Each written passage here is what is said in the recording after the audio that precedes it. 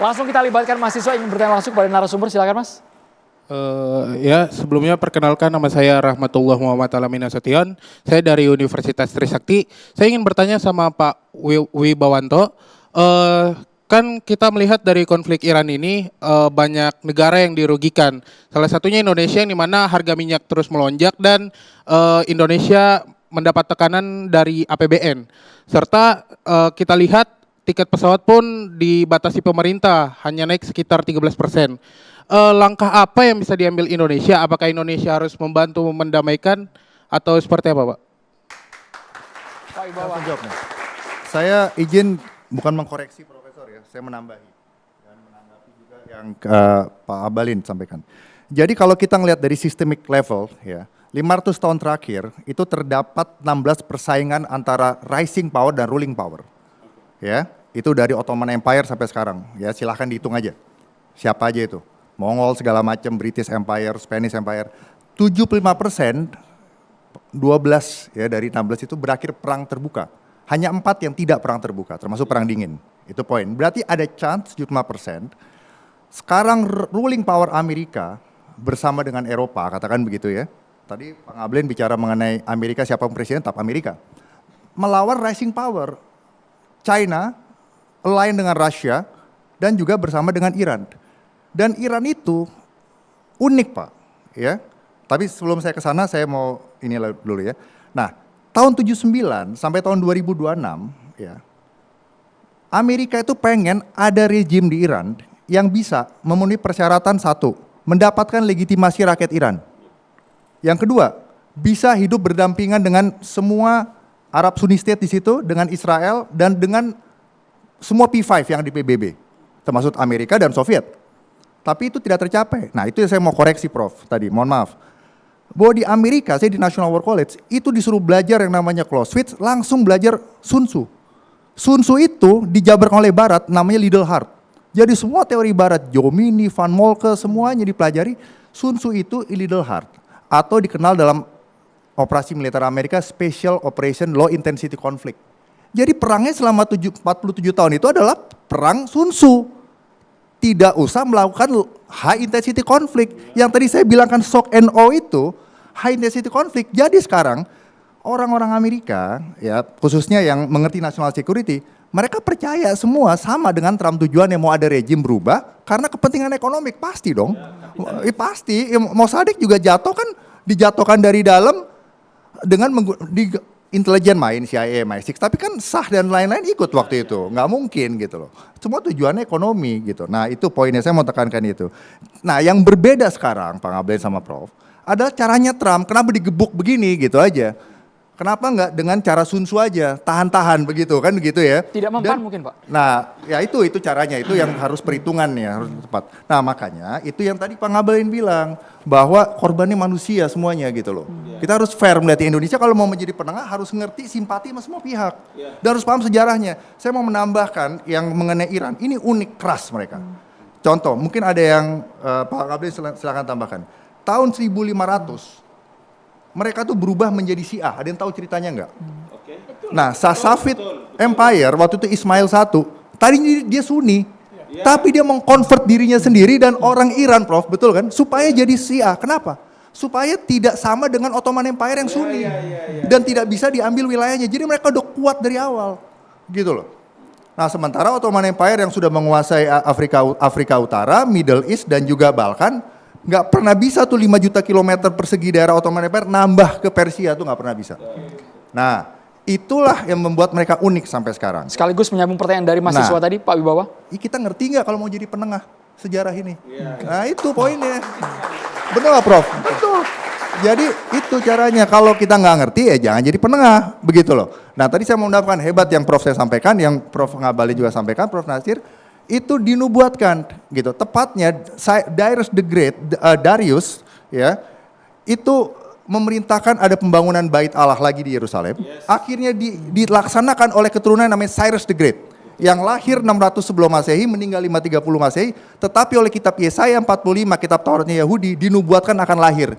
Jadi mereka sangat menghormati Cyrus the Great. Begitu. Dan dalam Ezekiel 38:39, suatu saat di akhir zaman akan ada serangan dari utara yang diduga itu Gog Magog adalah Rusia, melibatkan Persia dan Turki. Tetapi lucunya Pak Ngabalin di situ, Dedan dan Tarsis itu tidak terlibat, malah ikut bersama Israel. Jadi Sunni ini malah kelihatannya akan siding ke Israel. Karena kalau kalian lihat, tahu sejarah nggak? Anaknya Nuh namanya salah satunya Sem. Sem ini punya anak 5. Anak tertua namanya Elam. Elam itu keturunannya jadi Persia. Sedangkan anak ketiga Artafasad itu keturunannya Ibrahim. Ibrahim baru ada Ismail Ishak. Jadi aunya tinggi ini. Nah gitu. Jadi harus lihat pernah superpower, pernah segala macam. Nah jadi yang diharapkan oleh Barat sekarang sama Israel adalah ada pemimpin Persia, terserahlah mau Syiah, tapi paling tidak ada karakter-karakter seperti Cyrus the Great yang bisa coexistent living dengan everybody. Nah itu yang Amerika sekarang, Washington berbeda pendapat. Kenapa sih nggak pakai cara Sun Tzu, nggak pakai cara Leader Hart? Sedangkan Ottoman Empire dulu runtuh karena Lawrence of Arabia terlibat itu. Dia pakai prinsip eating soup with the knife, lama, dirontokkan dari dalam. 1920 Ottoman Empire runtuh bersamaan dengan juga Qajar dinasti di Iran runtuh, Prof. Diambil oleh Reza Shah. Reza Shah juga di backup Inggris. Jadi dua-duanya Inggris yang main ini. Jadi kalau Indonesia ingin masuk harus lihat sejarah panjangnya seperti teologi, apa. historis, simpatinya sama, mengerti bahwa ini masalah geopolitik, bukan masalah agama. Harus mengerti akar teologinya. Banyak ngobrol sama Pak Ngabalin dan saya sama Prof. Ya. Itu menjawab Dan pertanyaan kita mahasiswa harus, tadi ya, Pak Indonesia Wibawa itu ya. bukan cuma netral. Indonesia sekarang harus menjadi negara yang dipercaya dan harus bisa increasing, menambah maneuvering space-nya. Jadi apapun yang presiden lakukan sekarang, mau bergabung dengan BOP, tidak bergabung dengan BOP, prinsipnya adalah satu, menambah agency, kemampuan kita bertindak sebagai negara bebas untuk mengambil sikap di tengah dunia ini, karena posisi luar negeri Indonesia itu bukan mau merevisi dunia, kita middle power. Ancaman yang buat kita yang paling utama kalau ada apa-apa di Indo-Pasifik. Ya, yang ketiga, orientasi kita itu bukan balancing atau orientasi kita bukan bandwagon ngikut yang paling besar, kita hedger. Hedger itu harus bisa dipercaya sama semua, bukan dianggap sebagai kutu loncat. Harus hati-hati gitu loh. Dan harus konsisten dalam berkomunikasi dan di dalam prinsip-prinsip diplomasi. Sangat sensitif dan beresiko, sesaat lagi dijawab hanya di catatan demokrasi. Pemirsa, kami segera kembali. Terima kasih kepada BAS yang terus mendukung catatan demokrasi, tetapi di balik agenda perang besar AS Iran Israel ini, pasti keduanya punya kepentingan yang harus dilindungi masing-masing. Mungkinkah Iran yang tadi Mbak Dina katakan saat ini sudah begitu dihianati, fasenya bukan lagi perundingan, tapi yakni balas dendam. Ini sekaligus conclusion dari masing-masing narasumber, Mbak Dina. Baik, pertama yang ingin saya tambahkan adalah bahwa Iran sebenarnya sedang melaksanakan haknya, pasal 51 Piagam PBB, ketika dia diserang, dia berhak untuk membalas. Dan yang kedua saya ingin menambahkan lagi konteks, kenapa sih kok Iran diserang sebenarnya sejak awal. Trump di pidato tanggal 28 Februari itu sebenarnya sudah menyebutkan kenapa Iran itu membantu milisi-milisi di kawasan yang berperang melawan Israel sebenarnya. Jadi buat Amerika Serikat dan Israel, Iran adalah ancaman buat Israel. Nah sebenarnya ini yang membuat selama ini Amerika Serikat dan Israel betul-betul ingin melakukan penggulingan rezim di Iran. Dan perlawanan Iran itu yang juga tercantum di Undang-Undang Dasarnya adalah membantu orang-orang tertindas di muka bumi. Dan Palestina adalah orang yang tertindas karena sedang dijajah. Saya berharap perang ini memang betul banyak yang terkorbankan, tapi harapannya adalah ketika Amerika Serikat keluar dari kawasan, bangsa Palestina punya kekuatan untuk melawan Israel yang sudah tidak ada lagi pembelanya dan Palestina bisa merdeka. Bang Stanis. Kita tidak sepakat dengan perang, karena perang hanya akan menghasilkan bencana kemanusiaan. Jadi apapun yang dilakukan, saya sangat setuju dengan Prof. Ngabalin bahwa perundingan harus dilakukan.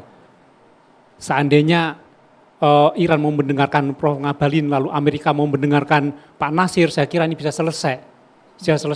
Tapi yang paling penting bagi kita adalah kita tidak sepakat dengan perang, kita harus mendukung kemanusiaan dan kita mendukung perdamaian dunia. Oke.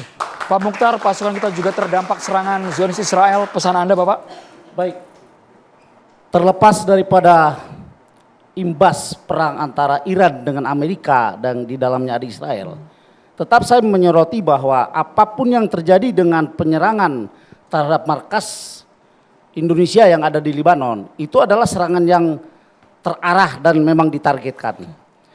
Tidak ada alasan yang bisa disampaikan oleh Israel bahwa mereka sebetulnya menyerang Hizbullah karena perlu saya sampaikan Bang Andro, Indonesia memang ada 3 wilayah yang dibina selama kita di sana. Itu namanya saya ulangi, namanya Kabrika, Tulin dan Asawane. 3 wilayah ini memang merupakan konsentrasi daripada kekuatan Hizbullah. Tetapi kalau kita lihat di peta secara geografis, itu 3 wilayah itu cukup jauh jaraknya dengan markas Indonesia yang ada di Asid Al-Qusair. Jadi kalau mereka beralasan bahwa kami bukan menyerang Indonesia, kami menyerang Hizbullah, salah besar, bohong besar. Kan? 3 wilayah itu jauh, 1 jam perjalanan darat kurang lebih.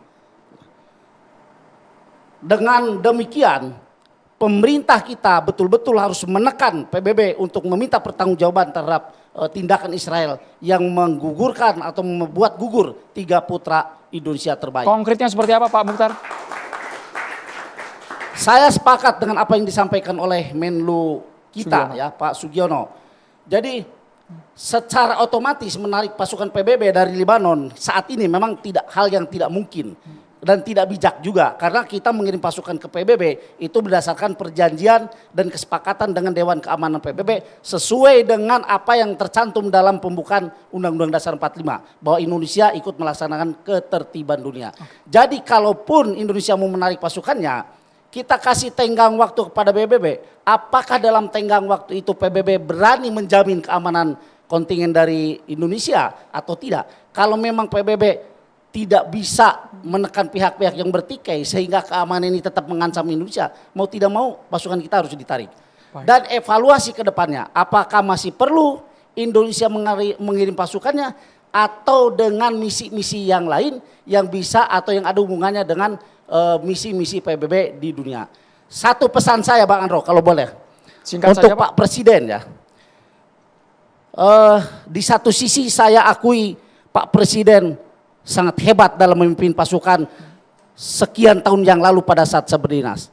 Tapi urusan Iran, Palestina, bahkan Lebanon sekarang, dan koalisi imperialis Israel dan Amerika bicara yang lantang Jenderal. Teriakan kepada dunia, biar seluruh mata dunia terbelalak, biar seluruh kuping dunia terbuka bahwa Indonesia sangat anti dengan penjajahan apapun bentuknya. Gitu. Terima kasih banyak Bapak Ibu. Sekitar 9 jam lagi batas waktu. Apakah mencapai kesepakatan, ada perundingan atau sebaliknya deadlock dan perang besar-besaran akan terjadi. Saya Andrew Merkuri, selamat malam, terima kasih. Sampai jumpa.